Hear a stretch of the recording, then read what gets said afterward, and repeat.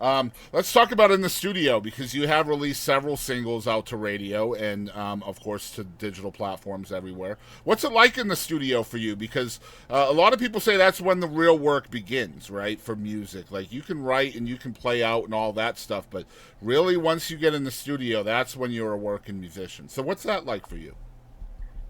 That is so I never really have a plan for what I'm gonna do with my songs, which is terrible, but I always try to figure something out to put in my music.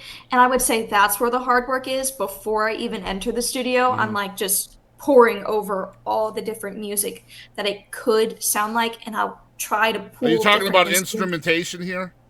Yes, sir. Yeah, yeah, okay. I'll try to like pull different instruments out of different songs and be like, oh, I like that one note, Mm-hmm. that one singular note. I like how that sounds. Can we get that in my song?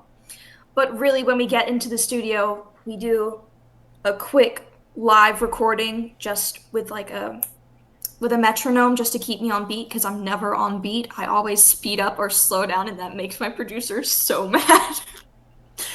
So they set me up on a metronome, which I hate because then I can't speed up and slow down. How rude. Yeah. Um, and then I sit back while they do stuff. And most of the time, I'm just sitting on my phone. And if something comes to me while they're setting up the drums or they need to ask me a question, then I'll become present for them. But for the most time, I kind of just sit back and I tell them immediately what I was thinking, and they take that and run. Yeah. It's so much fun. I love my producer, Matt Noveski. I recorded The Orb with Matt Noveski, and he's awesome. He speaks teenage girl. It's amazing. Man, that's awesome. Teenage It's a girl. difficult It language. is truly. It truly is. Yeah.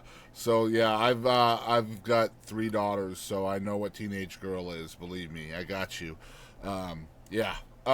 Incredible stuff here. I love that you know when to be hands on and when to be hands off in the studio. That's really important. It's also important to sponge, right? Like just be. I mean, like keeping your ego at the door and being able to kind of hear all things, whether it's positive or negative, from your producer. Because I feel like a good producer has to be completely honest, right? And then a good Exactly. artist in the studio has to be completely open to that honesty. Otherwise, it doesn't work, right? Exactly, which is definitely what Matt and I have going on. He's awesome with receiving ideas, giving ideas, and knowing when to let something go if it hasn't been working out. Yeah. Good stuff, man. Where are you learning this stuff, man? Like, is this just you? This is organically happening for you. Yeah, well, yeah, my mom tried to get me to like actually try to sit down and figure out how everything works, but I soak stuff up better if you throw me into the situation. It's like my driving. I was a terrible driver when they were teaching me.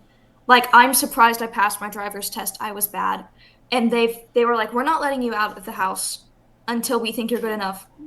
And then someone said, "Just let her go." And they were like, "Fine." And now, great driver. Ish. Don't talk to my sisters. Don't ask for She confirmation from said them. I'm ish. a great driver. So it's trial by fire for you, just learning as you go. Exactly. Yeah, I Yeah. got you. That's good stuff, man. You obviously you're 17 years old. How long you been doing the music thing again? Oh Lord. I started getting lessons at 10. I was on my first stage at 11. I wrote my first song at 12. I wrote my first song at 12 and got my first paid gig at 12. I recorded my first song at 14, Wow. released it at I was almost 15, I think. And then everything from there. It's just been uphill. So 7 years essentially of your life, which is almost half. I mean, it's a little less than half. And your Yes, sir. entire teenage years have been spent some way in the music life. I know from prior interviews and researching you that you are homeschooled. But I would love to hear from your perspective kind of how difficult or easy, I guess, it could be either one, has it been for you to balance kind of having a childhood while also having this dream of being a musician and an artist? Because it's important to still be a kid when you're supposed to be a kid, right? Yes, sir. Yeah. Well, it was really easy for me because I'd never had friends. So it was an hour of schoolwork and then music the rest of the day, or if when I was younger, when I was 10, 11, 12-ish, I would take a break in the middle of the day to run around and play with my little sister. All sorts of different games that I would be completely embarrassed to tell anyone about. Yeah, It's in the sister pack. No one will hear about it.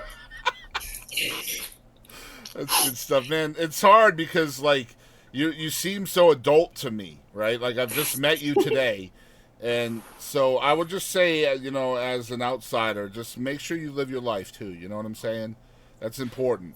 And Yes, sir. right now, your life is a 17-year-old. You know what I'm saying? So enjoy 17. Don't let dreams and other things get in the way of your present. That's all I'm gonna say. Because I feel like Yeah. you can kind of lose that, right? Like you can lose that normal in your life by being a superstar, because that's what you are, really. You know. You're not gonna say that. I said that. I said that. All right. Because it's happening, Jillian. It's gonna happen. So get used to it.